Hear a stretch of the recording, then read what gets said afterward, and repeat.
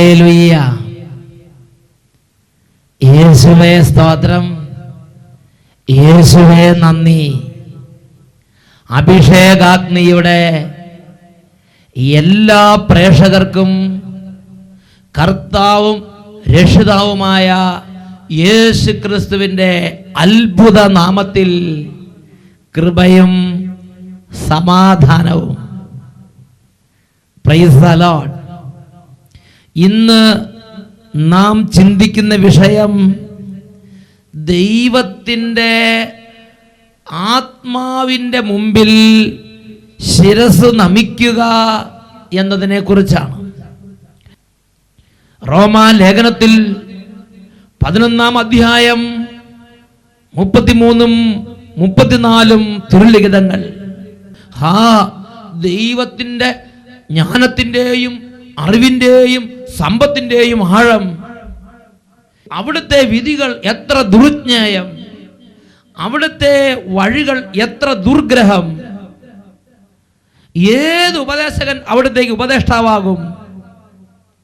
എന്തെന്നാൽ അവിടുത്തെ മനസ്സ് അറിഞ്ഞവൻ ആര്? ഹല്ലേലൂയ. പ്രിയപ്പെട്ട ദൈവമക്കളെ, ഇതാ ലോകത്തിൻ്റെ നാനാഭാഗങ്ങളിൽ നിന്ന് ഈ മണിക്കൂറിൽ സ്വർഗത്തിൻ്റെ വചനത്തിൻ്റെ അഭിഷേകത്താൽ ഞാനും നിങ്ങളും ആനന്ദപൂരിതരാകാൻ എന്നെയും നിങ്ങളെയും സ്വർഗം തൊട്ടു വിളിക്കുകയാണ്. സ്വർഗത്തിൻ്റെ അത്ഭുതമായ ഇടപെടൽ ഇതാ ഇവിടെ സംഭവിക്കുകയാണ്. കഴിഞ്ഞ നാളുകളിൽ ഇതുപോലൊരു അനുഭവം ലഭിച്ച ഒരു വ്യക്തിയുടെ അനുഭവം നിങ്ങളുടെ ശ്രദ്ധയിലേക്ക് കൊണ്ടുവരികയാണ്. ജർമ്മനിയിൽ വർഷങ്ങളായി താമസിക്കുന്ന ഒരു പ്രവാസി മലയാളിയാണ് ഞാൻ.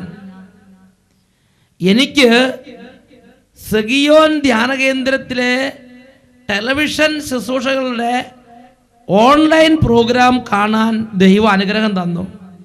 കുറച്ചും കൂടി വിശദമായി പറഞ്ഞാൽ, ഏകദേശം 6 മാസങ്ങൾക്ക് മുമ്പാണ് ആദ്യമായി സെഹിയോനിൽ നിന്നുള്ള ടെലിവിഷൻ പ്രോഗ്രാമുകളുടെ ഓൺലൈൻ വീഡിയോ സെഹിയോൻ്റെ വെബ്സൈറ്റിൽ കാണുവാൻ ഇടയായത്. എൻ്റെ സഹോദരിയുടെ മകളാണ് ഇതിനെക്കുറിച്ച് ആദ്യമായി എന്നോട് പറഞ്ഞത്. കർത്താവ് അത്ഭുതകരമായി ഇടപെടുന്ന ഈ ശുശ്രൂഷകളെക്കുറിച്ച് ഇത്രയും താമസിച്ചാണല്ലോ ഞാൻ അറിഞ്ഞത് എന്നോർത്ത് ഇപ്പോൾ എൻ്റെ ഹൃദയത്തിൽ ഞാൻ പശ്ചാത്തപിക്കുകയാണ്.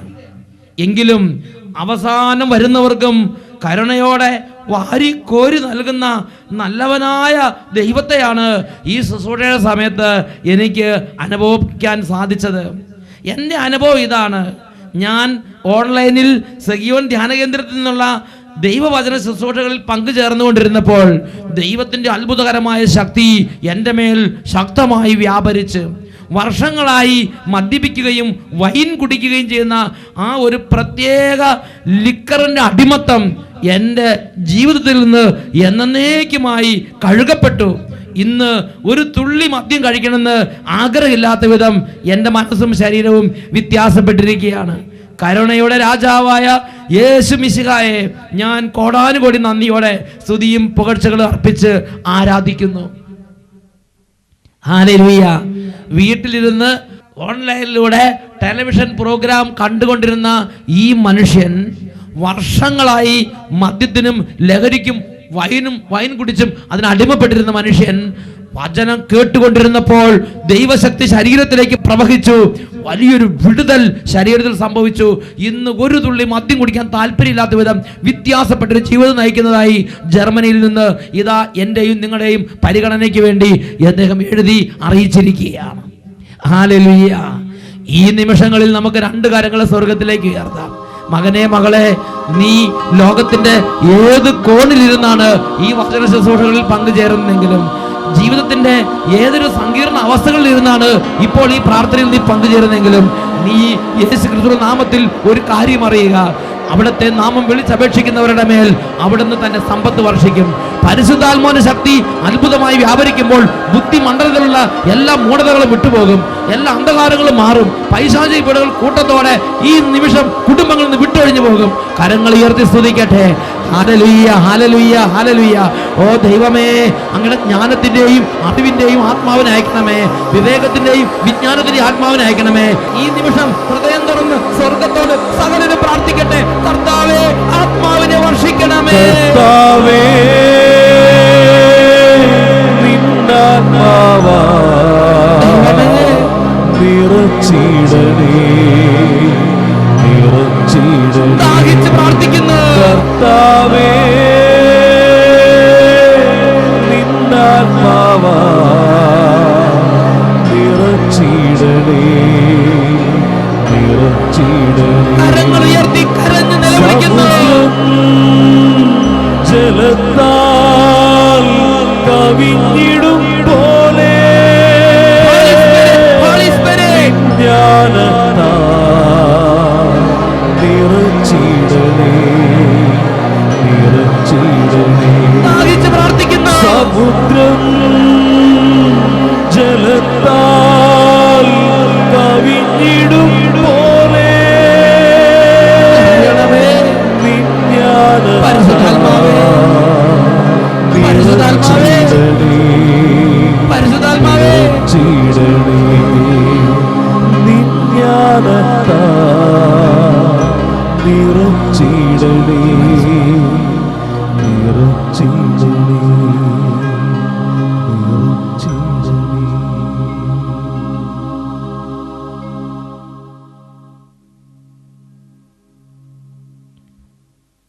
ഹല്ലേലൂയ. യേശുവേ സ്തോത്രം, യേശുവേ നന്ദി.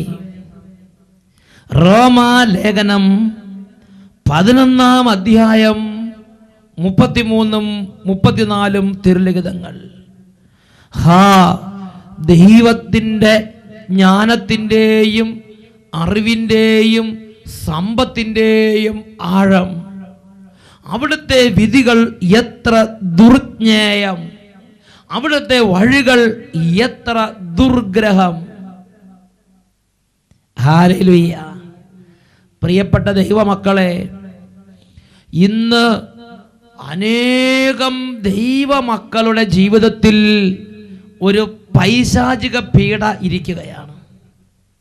ഞാൻ എന്തിനാണ് ഇങ്ങനെ അവിടെയും ഇവിടെയും ഓടി നടക്കുന്നത്? ഞാൻ എൻ്റെ വീട്ടിലിരിക്കും, കൺവെൻഷന് വേണ്ടിയോ ധ്യാനങ്ങൾക്ക് വേണ്ടിയോ ഞാൻ അങ്ങോട്ടും ഇങ്ങോട്ടും പോവുകയില്ല. എന്താ, എൻ്റെ വീട്ടിലും ദൈവം ഇല്ലേ? ഇങ്ങനെ ഓരോ തരത്തിലുള്ള അന്ധകാരത്തിൻ്റെ ചിന്തകൾക്ക് അടിമപ്പെട്ട് ഈ കാലഘട്ടത്തിൽ അനേകം ആത്മാക്കൾ നശിക്കുന്നുണ്ട് എന്നുള്ളത് ഒരു ദുഃഖകരമായ സത്യമാണ്. പ്രിയ ദൈവ പൈതലേ, നാം ഇതെല്ലാം ചെയ്യുന്നത് കാലഘട്ടത്തിന്റെ പ്രത്യേകത അറിഞ്ഞുകൊണ്ട് വേണം. നിദ്ര വിട്ടുണരേണ്ട മണിക്കൂറാണല്ലോ ഇത്. എന്തെന്നാൽ രക്ഷ നാം ആരും പ്രതീക്ഷിക്കുന്നതിനേക്കാൾ കൂടുതൽ അടുത്തെത്തിയിരിക്കുന്നു. ഈ കാലഘട്ടം ഒരുപാട് പ്രത്യേകതകളുള്ള ഒരു കാലഘട്ടമാണ്. ഇടത്തോട് നോക്കുമ്പോഴും വലത്തോട് നോക്കുമ്പോഴും ഒരുപാട് വചന ശുശ്രൂഷകൾ, ഒരുപാട് കൺവെൻഷനുകൾ, ഒരുപാട് ധ്യാനങ്ങൾ, ഒരുപാട് ധ്യാന കേന്ദ്രങ്ങൾ, ആത്മീയ ശുശ്രൂഷകൾ, ടെലിവിഷനിലൂടെയുള്ള വചന പ്രഘോഷണങ്ങൾ, ടെലിവിഷനിലുള്ള ആത്മീയ വിരുന്നുകൾ, ഇതെല്ലാം സ്വർഗം നമുക്ക് വേണ്ടി ഈ കാലഘട്ടത്തിൽ മുമ്പ് ഒരിക്കലും ഇല്ലാത്ത വിധം ഇന്ന് ഒരുക്കി എൻ്റെയും നിങ്ങളുടെയും കൺമുമ്പിൽ, എൻ്റെയും നിങ്ങളുടെയും കാതുകളിൽ എത്തിച്ചിരിക്കുകയാണ്. ഇന്ന് ഞാനും നിങ്ങളും സ്വർഗം എനിക്ക് നിങ്ങൾക്ക് വേണ്ടി ഒരുക്കുന്ന ഈ കാര്യങ്ങളോട് എന്ത് മനോഭാവമാണ് പുലർത്തുന്നത്? ഗൗരവമുള്ളൊരു വിഷയമാണിത്. പ്രിയപ്പെട്ട ദൈവ പൈതലേ, എനിക്കും നിങ്ങൾക്കും മനസ്സിലാകുന്ന വഴികളിലൂടെയാണ് ദൈവം പ്രവർത്തിച്ചുകൊണ്ട് വരുന്നത് എന്ന് ചിന്തിക്കരുത്. മനുഷ്യബുദ്ധിക്ക് അഗ്രാഹ്യമായ വിധത്തിൽ എൻ്റെയും നിങ്ങളുടെ ജീവിതത്തിൽ രക്ഷ കൊണ്ടുവരാൻ ദൈവത്തിന് കഴിയും. ഞാനൊരു ഉദാഹരണം നിങ്ങളോട് പറയാം. 2011 ജനുവരി മാസത്തിൽ കൂനമ്മാവ് ദേശത്ത് വെച്ച് അട്ടപ്പാടി സെഗിയോൻ ധ്യാന കേന്ദ്രം നടത്തിയ ബൈബിൾ കൺവെൻഷനിൽ പങ്കുചേർന്ന ഒരു ദൈവ പൈതൽ സഗിയോൻ ധ്യാന കേന്ദ്രത്തിൽ ചേർന്നു. 2011 ഫെബ്രുവരി മാസത്തിലെ ആദ്യ വെള്ളിയാഴ്ച 10,000-കണക്കിന് ആളുകൾ തടിച്ചുകൂടുമ്പോൾ ഈ മനുഷ്യൻ സ്റ്റേജിലേക്ക് വന്നു. എന്നിട്ട് ആ വ്യക്തിയുടെ അനുഭവം ഈ 10,000-ങ്ങളോട് പങ്കുവെക്കുന്നത് അച്ഛൻ ശ്രദ്ധിച്ചു. ആ മനുഷ്യൻ പറയുകയാണ്, കഴിഞ്ഞ 18 വർഷമായി ഈ മനുഷ്യൻ്റെ കണ്ണിൽ തിമിരം ബാധിച്ച് കണ്ണട വെച്ച്, കണ്ണട ഉണ്ടെങ്കിൽ മാത്രമേ മുഴുത്ത അക്ഷരങ്ങൾ വായിക്കാൻ കഴിയുമായിരുന്നുള്ളൂ. ചെറിയ അക്ഷരങ്ങളും കാഴ്ച ശക്തി മൂടിപ്പോയ ഒരു മനുഷ്യനായിരുന്നു അദ്ദേഹം. കഴിഞ്ഞ 18 വർഷമായി ഇതായിരുന്നു അദ്ദേഹത്തിൻ്റെ സ്ഥിതി. ഇദ്ദേഹവും ഇദ്ദേഹത്തിൻ്റെ ഭാര്യയും ഒരുമിച്ചിരുന്ന് കൂനമാവ് കൺവെൻഷനിൽ വചനം ശ്രവിച്ചുകൊണ്ടിരിക്കുകയാണ്. അപ്പോൾ സ്റ്റേജിൽ നിന്ന് അച്ഛൻ ശുശ്രൂഷ കഴിഞ്ഞ് മാറിയപ്പോൾ അച്ഛൻ്റെ സഹശുശ്രൂഷകനായ സാബു ബ്രദർ ചില അനൗൺസ്മെൻറ്റുകൾ കൊടുത്ത്, അതിലൊരു അനൗൺസ്മെൻറ്റ് ഇതായിരുന്നു: 2011 ജനുവരി മാസത്തിൽ അടുത്ത ആഴ്ച സെഹിയോൻ ടീം ന്യൂസിലൻഡിലേക്ക് ദൈവവചനവുമായി കൺവെൻഷന് വേണ്ടി കടന്നു പോകുന്നു, നിങ്ങൾ പ്രാർത്ഥിക്കണം. ഈ നിർദ്ദേശം കൊടുത്തുകൊണ്ടിരിക്കുകയാണ്. പെട്ടെന്ന് ഇത് കേട്ടുകൊണ്ടിരുന്നപ്പോൾ ഈ മനുഷ്യൻ്റെ ശരീരത്തിലേക്ക് ദൈവശക്തി വ്യാപരിച്ചു. ഈ മനുഷ്യൻ്റെ കണ്ണുകൾ തുറക്കപ്പെട്ട് ഈ മനുഷ്യൻ ഭാര്യയോട് പറഞ്ഞു, ആ പേപ്പർ, ആ കുഞ്ഞക്ഷരത്തിൽ എഴുതിയ പേപ്പർ എടുക്കാൻ പറഞ്ഞു. പേപ്പർ എടുത്ത് വായിച്ചു നോക്കുമ്പോൾ കണ്ണടയില്ലാതെ സുഖമായിട്ട് അദ്ദേഹത്തിന് വായിക്കാം.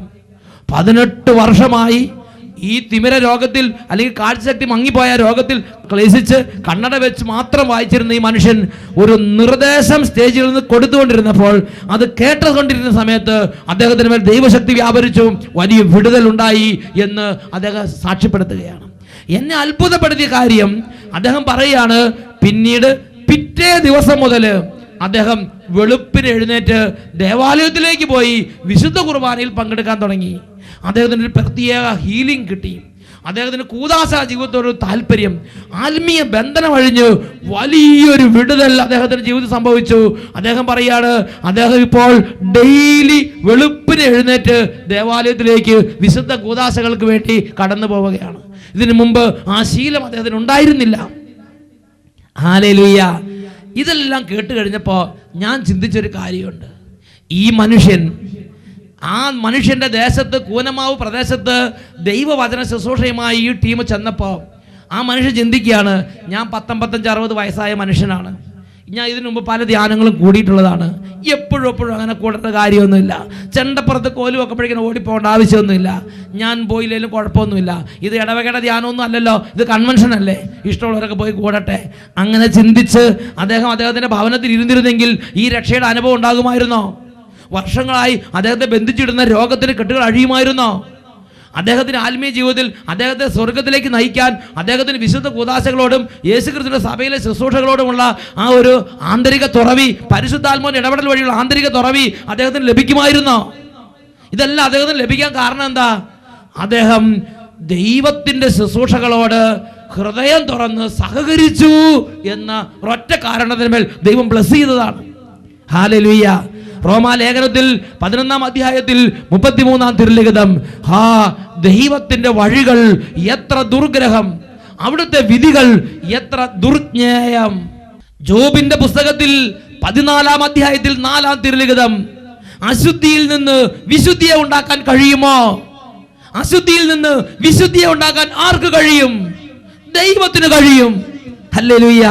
പ്രിയപ്പെട്ട സഹോദരങ്ങളെ, ദൈവത്തിന്റെ ശക്തിയെ ഞാനും നിങ്ങൾ തുച്ഛീകരിക്കരുത്.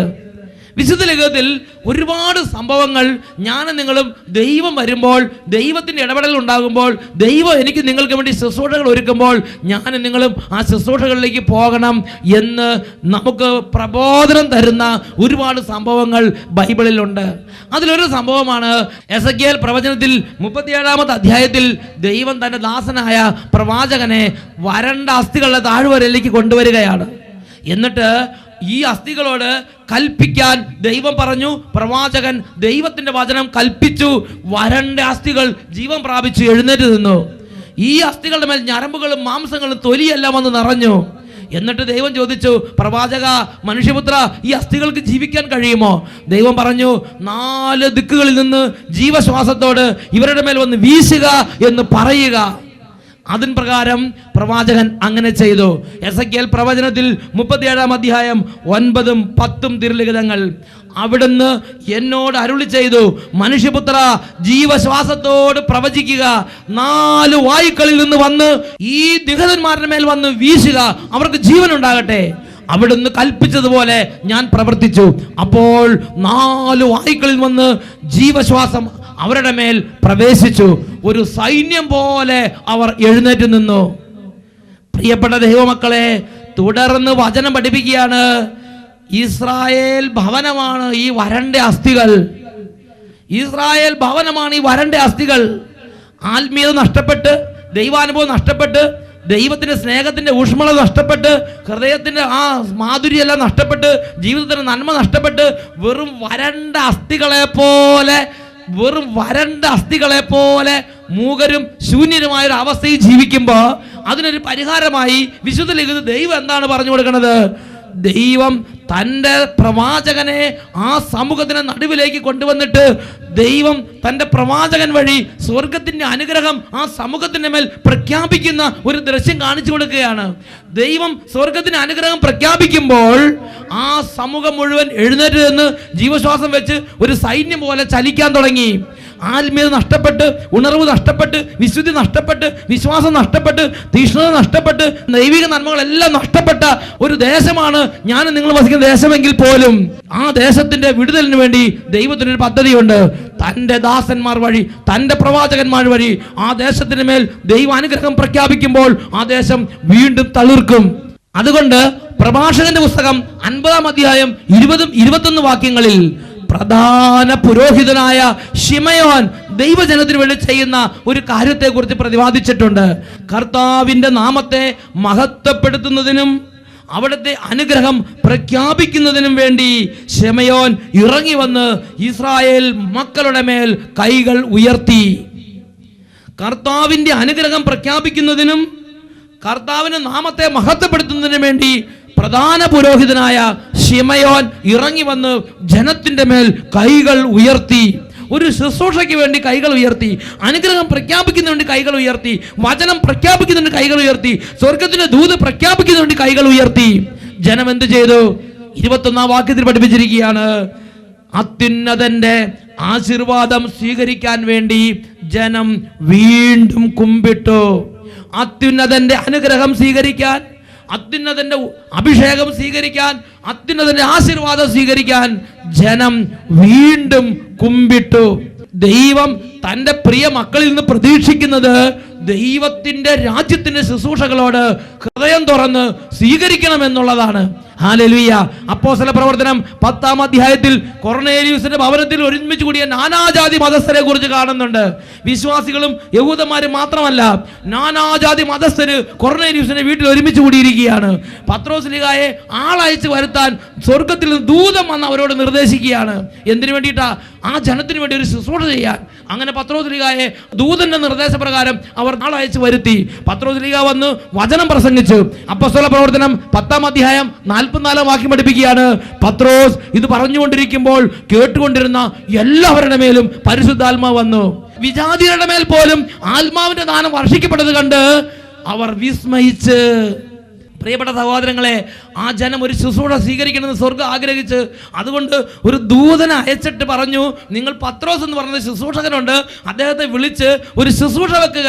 പത്രോസ് വന്ന് ശുശ്രൂഷ ചെയ്തു. ജനം അഭിഷേകത്താൽ പൂരിതമായി. Praise the Lord. ഹല്ലേലൂയ. പ്രിയപ്പെട്ട ദൈവമക്കളെ, എൻ്റെയും നിങ്ങളുടെ ദേശത്ത് ഒരു ശുശ്രൂഷ വരുമ്പോൾ, എൻ്റെ നിങ്ങളുടെ കാലഘട്ടത്തിൽ ടെലിവിഷനിൽ ഒരു ശുശ്രൂഷ തരുമ്പോൾ, ഞാനും നിങ്ങളും വീണ്ടും സ്വർഗത്തിന്റെ അഭിഷേകത്താൽ കുളിർക്കണം, തളിർക്കണമെന്ന് സ്വർഗം ആഗ്രഹിക്കുന്നതുകൊണ്ടാണ് ഇത് എൻ്റെ നിങ്ങളുടെ കാലഘട്ടത്തിൽ സംഭവിച്ചുകൊണ്ടിരിക്കുന്നത്. നമുക്ക് എഴുന്നേറ്റ് നിൽക്കാം, 2 കരങ്ങൾ തുറന്നു പിടിക്കാം, സ്വർഗത്തോട് നമുക്ക് പ്രാർത്ഥിക്കാം. ഓ ദൈവമേ, ആത്മാവിന്റെ ജ്ഞാനം, ആത്മാവിന്റെ അഭിഷേകം നമ്മുടെ മേൽ ഇപ്പോൾ വ്യാപരിക്കട്ടെ. ജ്ഞാനം, ശക്തി, വിവേകം, ഭക്തി നമ്മിൽ മഴ പോൽ ചൊരിഞ്ഞിടണേ. ജ്ഞാനം, ശക്തി, വിവേകം, ഭക്തി നമ്മിൽ മഴ പോൽ ചൊരിഞ്ഞിടണേ. കർത്താവേ, ആത്മാവിനെ അയക്കണമേ. നിറച്ചിടണേ മൂഢതയും അന്ധതയും വിട്ടുമാറി പോകട്ടെ. കർത്താവേ നിന്നാത്മാവാ നിറച്ചിടണേ നിറച്ചിടണേ നിറച്ചിടണേ നിറച്ചിടണേ നിറച്ചിടണേ.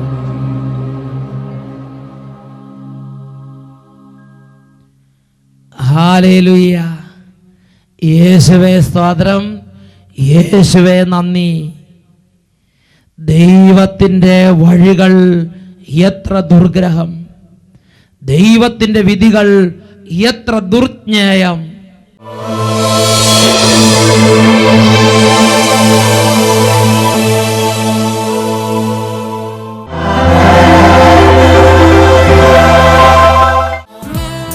സങ്കീർത്തന പുസ്തകത്തിൽ 34-ാം അധ്യായത്തിൽ 18-ാം തിരുലിഖിതം, ഹൃദയം നുറുങ്ങിയവർക്ക് കർത്താവ് സമീപസ്ഥനാണ്, മനമുരുകിയവരെ അവിടുന്ന് രക്ഷിക്കുന്നു. മകനെ, മകളെ, ജീവിതത്തിൽ ഒരു വ്യത്യാസം വരുത്താൻ നീ ആഗ്രഹിക്കുന്നുവോ? എങ്കിൽ ഇപ്പോൾ കണ്ണടച്ച് കരങ്ങൾ നെഞ്ചോട് ചേർത്ത് വെച്ച് ദൈവമായ കർത്താവിന് മുമ്പിൽ എളിമപ്പെട്ട് ജീവിതത്തിൽ ദൈവത്തോട് കാണിച്ച ധിക്കാരത്തെ ഓർത്ത് മാപ്പ് ചോദിച്ച് അനുദപിച്ച് പ്രാർത്ഥിക്കട്ടെ. കരയാനെനിക്കൊരു കരളേകുനാഥ, കരയെല്ലാം കഴുകിടുവാ വരമേകുനാഥ, കൃപയേകുനാഥ, അനുതാപപൂരിതനാക.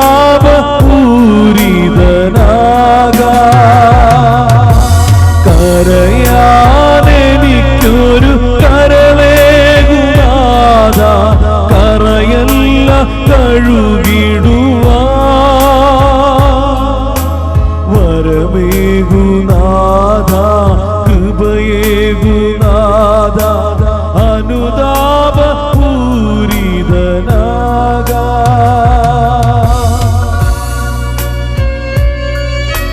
സ്പർശിക്കണമേ കർത്താവേ, ഹൃദയങ്ങളെ തൊടണമേ ദൈവമേ.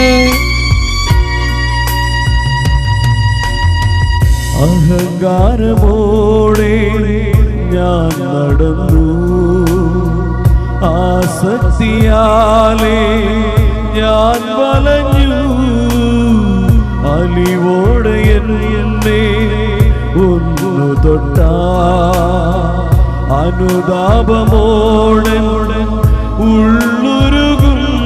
കരങ്ങൾ ഉയർത്തി ഉറക്കെ വിളിക്കുന്നു യേശുവേ, ഉറക്കെ വിളിക്കട്ടെ.